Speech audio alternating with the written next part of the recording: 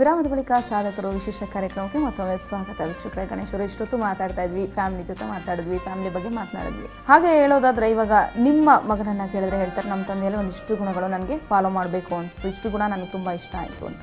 So ಹಾಗೆ ನೀವು ಅಪ್ಪಾಜಿಯಲ್ಲಿ ಯಾವುದಾದ್ರೂ ಗುಣಗಳನ್ನು ಫಾಲೋ ಮಾಡುವಂಥದ್ದು, ಅವ್ರು ಹಾಕ್ಕೊಟ್ಟ ಹಾದಿ ಅಂತ ಹೇಳೋದಾದ್ರೆ ಏನು ಹೇಳೋಕ್ಕೆ ಇಷ್ಟಪಡ್ತೀರಾ? ಹೌದು, ಇದೆಲ್ಲ ನಮ್ಗೆ ಕಲಿಸ್ಕೊಟ್ಟಿರೋದು ಅವರೇ. ಹೇಗೆ ವ್ಯವಹಾರ ಮಾಡೋದು, ಹೇಗೆ ಲೆಕ್ಕ ಮಾಡೋದು, ಯಾರಲ್ಲಿ ವ್ಯಾಪಾರ ಮಾಡೋದು, ಅದೆಲ್ಲ ಅವರೇ ಕಲಿಸ್ಕೊಟ್ಟಿರೋದು. ಅಪ್ಪಾಜಿಯಲ್ಲಿ ಇಷ್ಟ ಆಗೋ ಗುಣ, ಒಂದು ತುಂಬ ಇಷ್ಟ ಆಗುವಂಥ ಗುಣ, ಪ್ರತಿಯೊಬ್ಬ ಮನುಷ್ಯನಿಗೂ ಈ ರೀತಿಯಾದಂಥ ಒಂದು ಗುಣ ಇರಬೇಕು, ಅಥವಾ ಪ್ರತಿಯೊಬ್ಬ ತಂದೆಯಲ್ಲೂ ಈ ರೀತಿ ಒಂದು ಗುಣ ಇರಬೇಕು ಅಂತಂದರೆ ಏನು ಹೇಳ್ತೀರಾ? ತಂದೆಯವರು ಒಂದೇ ಒಂದು ಮಾತು ಹೇಳ್ಕೊಟ್ಟಿದ್ದಾರೆ ನಮಗೆ, ನಿನ್ನ ಜೀವನದಲ್ಲಿ ಯಾರಿಗೂ ಅನ್ಯಾಯ ಮಾಡಬೇಡ, ತೂಕ ಕದಿಬೇಡ, ವ್ಯವಹಾರದಲ್ಲಿ ಕರೆಕ್ಟಾಗಿರೋ ಅಂತ. ಅದನ್ನು ನಾವು ಪಾಲಿಸ್ಕೊಂಡು ಬಂದಿದ್ದೇನೆ ಇಲ್ಲಿವರೆಗೆ. ಅವ್ರು ಏನು ಹೇಳಿದ್ದಾರೆ ಅದನ್ನು ನಾವು ಪಾಲಿಸ್ಕೊಂಡು ಬಂದಿದ್ದೀವಿ. ನಿಮ್ಮ ಚೈಲ್ಡ್ಹುಡ್ಡಲ್ಲಿ ತಂದೆ ಮತ್ತು ನಿಮ್ಮ ಒಡನಾಟ ಯಾವ ರೀತಿ ಇರ್ತಿತ್ತು ಅಂತ? ನಾವು ಒಂದು ತಂದೆದು ಅಂದರೆ ಹಳೆಯ ಟೈಮ್ನಲ್ಲಿ ತಂದೆಯವರು ನಾವು ಅವರು ಮಧ್ಯಾಹ್ನ 4-5 ಗಂಟೆಗೆ ಊಟ ಮುಗಿಸೋರು. ಅಲ್ಲಿಂದ ಹಳೆಪೇಟೆಯಿಂದ ನಾವು ನಡ್ಕೊಂಡು ಇಬ್ಬರು ಜೊತೆಗೆ ಬರ್ತಾಯಿದ್ವಿ ಅಂಗಡಿಗೆ. ಅಲ್ಲಿ 3 ದೇವಸ್ಥಾನ ಸಿಗೋವು, ಒಂದು ಮಲ್ಲಿಗೆ ಕಾಳಮ್ಮನ ಗುಡಿ, ಬಕ್ಕೇಶ್ವರ ದೇವಸ್ಥಾನ 2. ಅವಕ್ಕೆ ನಮಸ್ಕಾರ ಮಾಡಿ ಮತ್ತು ಅಂಗಡಿಗೆ ಬಂದು ಅಂಗಡಿಯಲ್ಲೆಲ್ಲ ಕೂತ್ಕೊಂಡು ಆಮೇಲೆ ಅವ್ರನ್ನ ಆಫೀಸಿಗೆ ನಾನೇ ಹೋಗಿ ಬಿಟ್ಟು ಬರ್ತಾಯಿದ್ದೆ, ಬಾಪೂಜಿ ಆಫೀಸಿಗೆ 7 ಗಂಟೆಗೆ. 7 ಗಂಟೆ ಬಿಟ್ಟು ಆಮೇಲೆ ನಾನು ವಾಪಸ್ ಮನೆಗೆ ಬರ್ತಾಯಿದ್ದೆ. 5:30-6 ಗಂಟೆಗೆ ಆಫೀಸಿಗೆ, ಬಾಪೂಜಿ ಆಫೀಸಿಗೆ ಬಿಟ್ಟು ನಾವು ಬರ್ತಾಯಿದ್ದೆ. ತಂದೆಯವ್ರ ಜೊತೆಗೆ ನಾವು ಹೆಂಗೆ ಇದ್ದರೆ ಫ್ರೆಂಡ್ಸ್ ಇದ್ದಂಗಿದ್ವಿ ಮುಂಚಿನಲ್ಲೂ.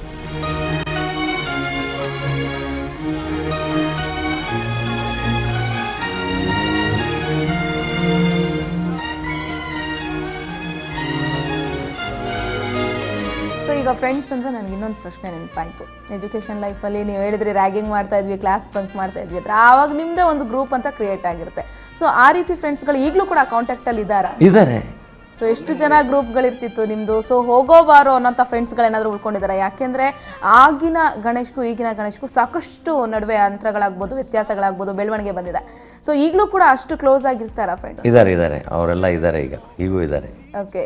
ಸೊ ಯಾವಾಗಲಾದ್ರೂ ಮೀಟ್ ಮಾಡೋದು ಅಥವಾ ಎಲ್ಲಾದ್ರೂ ಪಾರ್ಟೀಸ್ಗಳು ಮಾಡೋದು? ಎಲ್ಲ ಪಾರ್ಟಿ ಮಾಡ್ತೀವಿ. ಓಕೆ. ಎಷ್ಟು ಜನ ಗ್ರೂಪ್ ಇದೆ ಸರ್ ನಿಮ್ದು ಇವಾಗ? ನಮ್ಮದು ಒಂದು 20-25 ಮೆಂಬರ್ಸ್ ಇದ್ದಾವೆ. ಒಟ್ಟಾಗಿ ಸೇರ್ತಾ ಇರ್ತೀರಾ? ಹೌದೌದು. ಗಣೇಶ್ ಸರ್, ಇನ್ನೊಂದು ಕೇಳಬೇಕು ಏನಂತಂದರೆ, ಎಲ್ಲಾದರೂ ಪುಣ್ಯಕ್ಷೇತ್ರಗಳಿಗೆ ನಾವು ನೋಡ್ಬೋದು, ಅಲ್ಲಿ ಹೋದಾಗ ವಸತಿ ಗೃಹಗಳು, ಅದು ಉಚಿತವಾಗಿ ಅಲ್ಲಿಗೆ ಬರುವಂತಹ ಭಕ್ತರುಗಳಿಗಾಗ್ಬೋದು, ಪ್ರವಾಸಿಗಳಿಗಾಗ್ಬೋದು, ಉಳ್ಕೊಳ್ಳೋ ವ್ಯವಸ್ಥೆ ಮಾಡಲಿಕ್ಕೆ ಒಂದು ವಸತಿ ಗೃಹಗಳನ್ನು ಕೂಡ ಹಲವಾರು ಕಡೆ ನಿರ್ಮಾಣ ಮಾಡಿದ್ದೀರಾ. ನಿಮಗೆ ಯಾಕೆ ಆ ರೀತಿ ಯೋಚನೆ ಬಂತು? ಯಾವಾಗ ಆ ರೀತಿ ಯೋಚನೆ ಬಂತು? ನನಗಲ್ಲ, ನಮ್ಮ ತಂದೆಯವ್ರು ಮಾಡಿರೋದನ್ನು. ಅದಕ್ಕೆ ಅವ್ರು ಏನು ಮಾಡಿದ್ರು ನಾವು ಇಲ್ಲ ಅನ್ನೋದಿಲ್ಲ, ನಾವು ಇನ್ನೂ ಸಪೋರ್ಟಿವ್ ಆಗಿರ್ತೇವೆ. ತಂದೆ ಬಗ್ಗೆನೇ ಮಾತಾಡ್ತಾ ಇದ್ದೀವಿ. ಅದರ ಜೊತೆಗೆ ತಾಯಿ ಬಗ್ಗೆ ಹೇಳೋದಾದರೆ, ಸೊಸೆಯಂದಿರನ್ನು ನಿಭಾಯಿಸೋದಾಗ್ಬೋದು, ಅವ್ರುಗಳನ್ನೆಲ್ಲ ಪ್ರೀತಿ ತುಂಬಿಕೊಂಡು ಅವರು ಕೂಡ ತಾಯಿ ಥರ ನೋಡ್ಕೊಳ್ಬೇಕಾಗಿತ್ತು. ಸೊ ನಿಮ್ಮ ತಾಯಿ ಬಗ್ಗೆ ಏನು ಹೇಳೋಕ್ಕೆ ಇಷ್ಟಪಡ್ತೀರಾ ಸರ್? ತಾಯಿ ಬಗ್ಗೆ ಹೆಚ್ಚಿಗೆ ಹೇಳೋಕ್ಕಾಗ ನನಗೆ ಇಷ್ಟ ಇಲ್ಲ. She was a great lady ಅಷ್ಟೇ. ಅದರ ಜೊತೆಗೆ ಇನ್ನು ನೆಕ್ಸ್ಟ್ ಫ್ಯೂಚರ್ ಪ್ಲಾನ್ಸ್ ಏನಂದರೆ, ಎಷ್ಟೇ ಸಾಧನೆಗಳನ್ನು ಮಾಡಿದ್ರು ಕೂಡ ಮನುಷ್ಯನಿಗೆ ಸಾಧನೆಯ ಹಸಿವು ಅನ್ನೋದು ಖಂಡಿತವಾಗ್ಲೂ ಹಿಂಗಲ್ಲ, ಅದು ಸಾಧನೆ ಮಾಡುವಂಥ ಮನುಷ್ಯನಿಗೆ ಅಂತಾರೆ. ಸೊ ನೀವೀಗಾಗಲೇ ಇಷ್ಟೆಲ್ಲ ಹೆಸರುಗಳನ್ನು ಮಾಡಿದ್ರೆ, ಇನ್ನೂ ಕೂಡ ಇಂಡಸ್ಟ್ರಿಯಲ್ಲಿ ಏನೋ ಒಂದು ಗೋಲ್ನ ರೀಚ್ ಆಗಬೇಕು ಅಂತಂದರೆ, ಸೊ ಯಾವುದಾದ್ರೂ ಗೋಲ್ ತಲುಪಬೇಕು ಅಂತ ಇದೆಯಾ ನಿಮ್ಮ ಮುಂದೆ ಆ್ಯಂಬಿಷನ್ ಅಂತ? ಯಾವ ಬರುತ್ತೆ ನೋಡಬೇಕು, ಅದು ಬಂದಾಗೆ ನಾವು ನನ್ನ ಚಾಲೆಂಜ್ ಆಗಿ ತಗೊಂಡು we want to achieve that. ನಮ್ಮ ಗೋಲ್ ಇರೋದು ಯಾವುದೇ ಒಂದು ಸಿಚುವೇಶನ್ ಬಂದರೂ ಕೂಡ ನೀವು ಚಾಲೆಂಜ್ ಆಗಿ ಅದನ್ನು ರಿಸೀವ್ ಮಾಡಬೇಕು ಅಂತ ಹೇಳ್ತೀರಾ. ಅದರ ಜೊತೆಗೆ ಮಾಲ್ ಕೂಡ ಕನ್ಸ್ಟ್ರಕ್ಷನ್ ಆಗ್ತಾ ಇದೆ, ಅದ್ರ ಬಗ್ಗೆ ಏನು ಹೇಳ್ತೀರಾ? ಆಗ್ತಾ ಇದೆ, ಅದು ಈ ಸೆಪ್ಟೆಂಬರ್-ಅಕ್ಟೋಬರಿಗೆ ಕಂಪ್ಲೀಟ್ ಮಾಡ್ತೀವಿ. ಅದು ಶಾಪಿಂಗ್ ಮಾಲ್ ಕಮ್ 2 ಥಿಯೇಟ್ರ್ ಬರುತ್ತೆ, ಹಿಂದೆ ಕನ್ವೆನ್ಷನ್ ಹಾಲು ಇದೆ. ಅದು ಪ್ರಾಜೆಕ್ಟು ನಮ್ಮ ಮಗ ಬಂದ ಮೇಲೆ ಅವನೇ ಇನಿಷಿಯೇಟಿವ್ ತಗೊಂಡು ಅವನೇ ಮಾಡ್ತಾಯಿದ್ದಾನೆ. ಅವನಿಗೆ ನೀವು ಮುಂದೆ ಮಾಡಪ್ಪ ಅಂತ ಹೇಳಿ ಐ ಆಮ್ ಸಪೋರ್ಟಿಂಗ್. ಇನ್ನು ರಾಜಕೀಯದ ಬಗ್ಗೆ ಮಾತನಾಡ್ತಾ ಹೋದರೆ, ನಿಮ್ಮ ಬ್ಯಾಕ್ಗ್ರೌಂಡ್ ಕೂಡ ಅಂದರೆ ನಿಮ್ಮ ಫ್ಯಾಮಿಲಿ ಬ್ಯಾಕ್ಗ್ರೌಂಡ್ ಕೂಡ ರಾಜಕೀಯದಲ್ಲೇ ಇದೆ. ಅದರ ಜೊತೆಗೆ ನಿಮ್ಮ ಬೀಗರು ಅಂತ ಹೇಳ್ಬೋದು, ಅವರು ಕೂಡ ರಾಜಕೀಯದಲ್ಲಿ ಘಟಾನುಘಟಿ ನಾಯಕರು. ನೀವೇನಾದರೂ ರಾಜಕೀಯ ಪ್ರವೇಶ ಮಾಡೋ ಸಾಧ್ಯತೆ ಇದೆಯಾ ಮುಂದೊಂದು ದಿನ? ಅದು ನಾನು ಇಲ್ಲಿವರೆಗೂ ಅದು ಚಿಂತನೆ ಮಾಡಿಲ್ಲ. ಅಕಸ್ಮಾತ್ ಏನಾದರೂ ಅಂತಹ ಅವಕಾಶ ಬಂದರೆ ಟೈಮ್ ಬಂದಾಗ ನೋಡೋಣ. ಅದ್ರ ಬಗ್ಗೆ ನಾನು ಇಲ್ಲಿವರೆಗೂ ಚಿಂತನೆ ಮಾಡಿಲ್ಲ. ಗಣೇಶ್ ಸರ್, ಇನ್ನು ನೀವು ತುಂಬ ಬ್ಯುಸಿ ಇರ್ತೀರಾ, ಫ್ರೀ ಟೈಮ್ ಅಂತಿರಲ್ಲ. ಅಕಸ್ಮಾತ್ ಅಪ್ಪಿತಪ್ಪಿ ಯಾವಾಗಲಾದರೂ ಒಂದಷ್ಟು ಸಮಯ ಫ್ರೀ ಅಂತ ಸಿಕ್ಕಿದಾಗ ಯಾವ ಒಂದು ವಿಷಯದಲ್ಲಿ ತೊಡಗಿಸ್ಕೊಳ್ಳೋಕೆ ಇಷ್ಟಪಡ್ತೀರಾ? ಫ್ರೆಂಡ್ಸ್ ಮೀಟ್ ಮಾಡ್ತೀರಾ, ಇಲ್ಲ ಫ್ಯಾಮಿಲಿ ಜೊತೆ ಸ್ಪೆಂಡ್ ಮಾಡ್ತೀರಾ, ಹೇಗೆ ಅಂತ? ನನಗೆ ಫ್ರೀ ಟೈಮ್ ಅಂದ ತಕ್ಷಣ I like to go for a gym. Okay. ನಾನು ಜಿಮ್ಗೆ ಹೋಗ್ಬಿಟ್ಟು ಐ ರಿಲ್ಯಾಕ್ಸ್.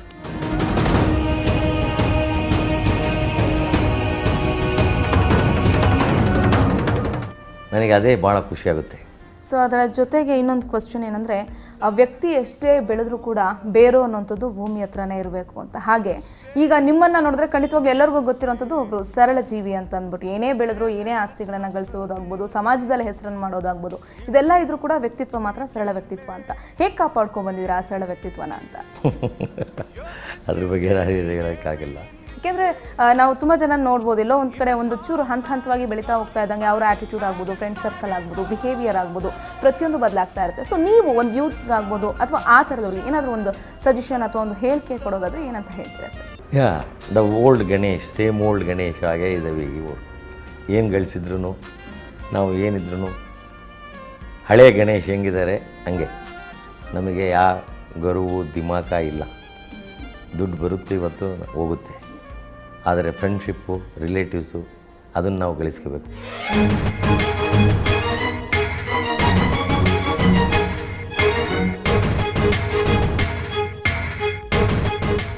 ಅದೇ ಥರ ನಾವು ಕಾಪಾಡ್ಕೊಂಬಂದಿದ್ದೀವಿ. ನಮ್ಮ ಫ್ಯಾಮಿಲಿಯಲ್ಲಿ ಅದೂ ಒಂದು ಕಲಿಸ್ಕೊಟ್ಟಿದ್ದಾರೆ ನಮ್ಮ ತಂದೆಯವರು. ಅದನ್ನು ನಾವು ಫಾಲೋ ಮಾಡ್ಕೊಂಡು ಇಲ್ಲಿವರೆಗೂ ನಡೆಸ್ಕೊಂತ ಬಂದಿದ್ದೀವಿ. ಅದರ ಜೊತೆಗೆ ಸರ್ ಬ್ಯುಸಿ ಸ್ಕೆಡ್ಯೂಲ್ ಇರುತ್ತೆ. ನೀವು ಹೇಳ್ದಂಗೆ ಹಗಲಿಂದ ರಾತ್ರಿ ಆಗೋ ತನಕ ಕೂಡ ಹೊರಗಡೆ ಇಂಡಸ್ಟ್ರಿ, ಬ್ಯುಸಿ, ಬಿಸ್ನೆಸ್ ಅಂತ ಇರ್ತೀರಾ. ಸೊ ಮನೆಗೆ ಟೈಮ್ ಕೊಡುವಾಗ ಅನ್ಸುತ್ತಾ ಎಲ್ಲೋ ಒಂದು ಕಡೆ ಫ್ಯಾಮಿಲಿ ಮಿಸ್ ಮಾಡ್ಕೊಳ್ತಾ ಇದ್ದೀನಲ್ವಾ ಅಂತಂದ್ಬಿಟ್ಟು ಆ ರೀತಿ ಏನಾದರೂ ಫೀಲ್ ಆಗಿರೋದು ಉಂಟಾ ನಿಮಗೆ ಯಾವಾಗಲಾದರೂ? ಅದು ಮನಸ್ಸಿಗೆ ಬರೋದೇ ಇಲ್ಲ ನಾವು ಇಲ್ಲಿ ಬ್ಯುಸಿ ಇದ್ದಾಗೆ.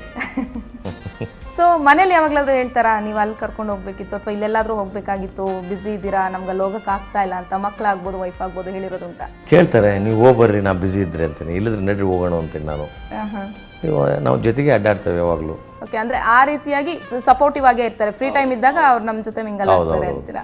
ಸೊ ಈಗ ಒಂದು ಬಿಸ್ನೆಸ್ ಬಗ್ಗೆ ಹೇಳೋದಾದರೆ ಅಪ್ಕಮಿಂಗ್ ಬಿಸ್ನೆಸ್ ಮನ್ಸ್ಗಳಾಗ್ಬೋದು, ಯಾರಾದರೂ ಒಬ್ರು ಇಂಡಸ್ಟ್ರಿಗೆ ಎಂಟ್ರಿ ತೊಗೊಳ್ತಾ ಇರೋರ್ಗಾಗ್ಬೋದು, ಏನು ಸಜೆಷನ್ ಕೊಡೋಕೆ ಇಷ್ಟಪಡ್ತೀರಾ? ಬಿಸ್ನೆಸ್ನಲ್ಲಿ ಒಂದಷ್ಟು ರೂಲ್ಸ್ ಅಥವಾ ಒಂದು ಸಿಂಪ್ಲಿಸಿಟಿ ಅನ್ನೋಂಥದ್ದು ಏನಾದರೂ ಫಾಲೋ ಮಾಡಬೇಕು ಅಂದರೆ ಏನು ಹೇಳೋಕ್ಕೆ ಇಷ್ಟಪಡ್ತೀರಾ ಸರ್ ಬಿಸ್ನೆಸ್ ಬಗ್ಗೆ? ಅವ್ರು ಬಿಸ್ನೆಸ್ ಮಾಡ್ತಾರೆ ಅಂದರೆ ಐ ರಿಯಲಿ ಅಪ್ರಿಷಿಯೇಟ್. ಯಾರಿಗಾದರೂ ನಾವು ಸಪೋರ್ಟ್ ಮಾಡ್ತೇವೆ. ಇಲ್ಲಿವರೆಗೂ ಭಾಳ ಜನ ಅದಂಗೆ ಇದಂಗೆ ಅಂತ ಕೇಳಿದ್ದಾರೆ ಇಂಡಸ್ಟ್ರಿ, ಅದು ಸರಿ ಇಲ್ಲ, ಇಂಡಸ್ಟ್ರಿ ರನ್ ಆಗಲ್ಲ ಅಂತ, ವೆರಿ ಕಾಂಪಿಟೇಟಿವ್, ಅದ್ರಾಗ ಮಾರ್ಜಿನ್ ಸರಿ ಇರಲ್ಲ ಅಂತೇಳಿ ಹೇಳ್ತೀನಿ. I give advice also.